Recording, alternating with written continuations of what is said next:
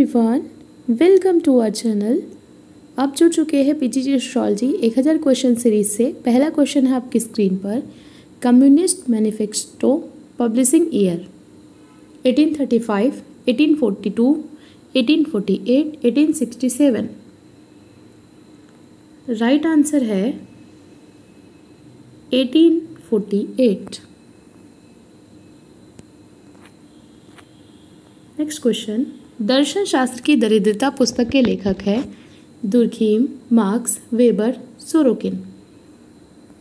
Right answer Marx. Next question. किस पुस्तक का महत्व दर्शाने के लिए उसे समाजवादियों की बाइबिल कहा जाता है? Poverty of philosophy, German ideology, Das Kapital, philosophy and economy. Answer है Das Kapital. Next question. Civil society को ऑटोनॉमस रियलम किसने कहा था? Marx, Durkheim, Giddings, Gramsci. Right answer Marx. अगला क्वेश्चन। मार्क्स की द्वंद्व की अवधारणा प्रभावित थी हीगल से, डार्विन से, फायरबाख से, लुकास से। आंसर है हीगल से। Next question.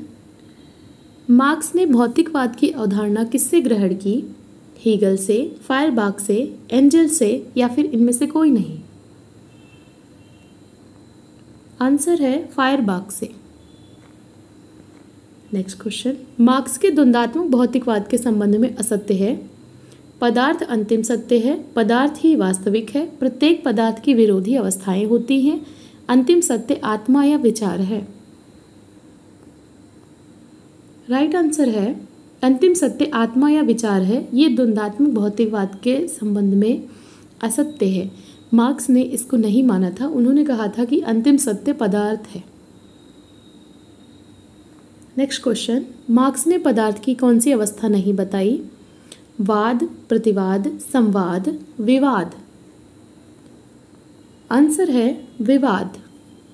ये द्वंद्व की 3 अवस्थाएं हैं, वाद, प्रतिवाद, संवाद। अगर आपको ये क्वेश्चंस न्यू लग रहे हैं और आपको इनकी एक्सप्लेनेशन चाहिए तो आप हमारी मॉर्निंग वीडियोस देख सकते हैं, जो कि आपको चैनल पर मिल जाएंगी। प्लेलिस्ट है PGT astrology full course in Hindi.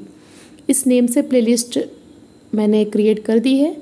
उसमें आपको सारी वीडियोज़ टॉपिक वाइज मिल जाएंगी, जिसमें मार्क्स वाली वीडियो आप जब ओपन करेंगे तो ये सारे क्वेश्चंस आपको वहाँ पे एक्सप्लेनेशन के साथ में मिल जाएंगे।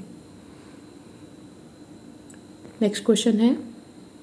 द्वंद्वात्मक भौतिकवाद की विशेषता है निषेध का निषेध, विरोध में एकता, अंतिम सत्य पदार्थ, उपरोक्त सभी। राइट आंसर है उपरोक्त सभी। Next question.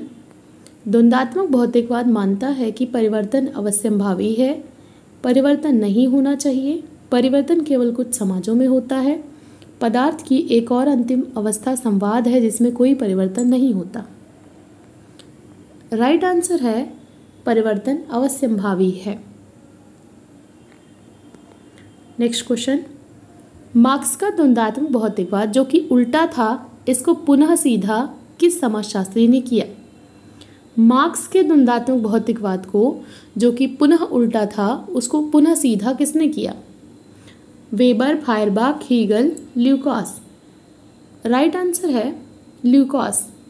मार्क्स ने हीगल के द्वंद्ववाद को जो कि उल्टा था उसको सीधा किया, और मार्क्स के द्वंद्वात्मक भौतिकवाद को ल्यूकास ने जो कि उल्टा था उसको सीधा किया। नेक्स्ट क्वेश्चन है। मैंने हीगल के सिद्धांत को सिर के बल खड़ा पाया, उसे पैरों के बल खड़ा कर दिया। ये कथन किसका है? मार्क्स का, फायरबाख का, वेबर का, ल्यूकास का। Right answer Marx. Next question. क्रांतियां इतिहास का इंजन है, ये कथन है कार्ल मार्क्स का, कार्ल पार्पर का, मैक्स वेबर का, सोरोकिन का। राइट आंसर है कार्ल मार्क्स का। नेक्स्ट क्वेश्चन है। मार्क्स ने वर्ग निर्माण का आधार माना है प्रतिस्पर्धा को, उत्पादन साधनों पर स्वामित्व को, संघर्ष को, जीवन शैली को। राइट आंसर है उत्पादन के साधनों पर स्वामित्व को। अगला प्रश्न, मार्क्स के अनुसार परिवर्तन का माध्यम है अहिंसा, क्रांति, विनम्र निवेदन, असहयोग। राइट आंसर है क्रांति मार्क्स के अनुसार परिवर्तन का माध्यम है।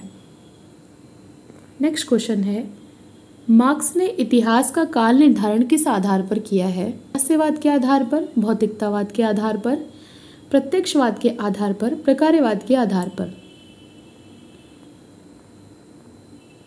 राइट आंसर है भौतिकवाद के आधार पर इन्होंने काल निर्धारण किया था इतिहास का। अगला प्रश्न है, इतिहास की भौतिकवादी व्याख्या किस समाजशास्त्री ने की? Coser, Collins, Marx, Dahrendorf. Answer है मार्क्स ने इतिहास की भौतिकवादी व्याख्या की। नेक्स्ट क्वेश्चन, मार्क्स ने कितने युगों में इतिहास की व्याख्या की है? 2, 4, 5, 6। आंसर है 5। अगला प्रश्न है, निम्नलिखित में से कौन सा युग वर्ग विहीन समाज को दर्शाता है? आदिम साम्यवाद, दासत्व युग, सामंतवादी युग, पूंजीवादी युग। राइट आंसर है आदिम साम्यवादी युग। इस युग में कोई भी वर्ग नहीं था। नेक्स्ट क्वेश्चन है, सामंतवादी युग में उत्पादन संबंध थे मालिक नौकर के, संरक्षक ग्राहक के, धनवान निर्धन के, या फिर मालिक दास के? आंसर है संरक्षक और ग्राहक के। सामंतवादी युग में 2 वर्ग थे, एक सामंत थे और एक जो बटाई पर लेकर के खेती करते थे, जो कि अर्धदास किसान थे।